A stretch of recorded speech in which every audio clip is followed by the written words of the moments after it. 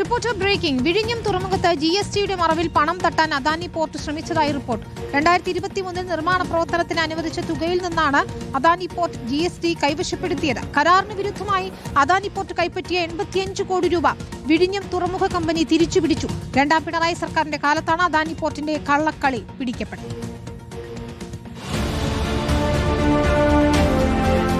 2024 CAGയുടെ പരിശോധനയിലാണ് അദാനി പോർട്ടിന്റെ കള്ളക്കളി വെളിച്ചത്തായത്.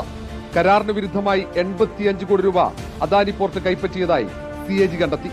GSTയുടെ മറവിൽ 2023 തുറമുഖ കമ്പനിയിൽ നിന്നും കോടികൾ കൈവശപ്പെടുത്തിയത്.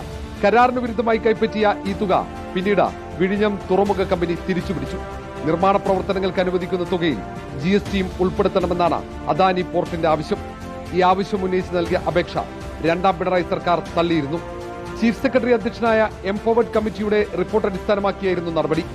85 കോടി രൂപ തിരിച്ചുപിടിക്കുന്നത് തടയണമെന്നാവശ്യപ്പെട്ട അദാനി പോർട്ട് സർക്കാരിനെ സമീപിച്ചിരുന്നു. മാനേജിംഗ് ഡയറക്ടറായിരുന്ന ദിവ്യ എസ് അയ്യർ അദാനിയുടെ അപേക്ഷയിൽ കടുത്ത നിലപാട് സ്വീകരിച്ചു. GST അനുവദിച്ചാൽ ചുരുങ്ങിയത് 350 കോടിയിലേറെ രൂപ സർക്കാരിന് നഷ്ടമാകുമെന്നാണ് കണക്ക്. Reporter R. Roshipal, in reporter, Thiruvananthapuram.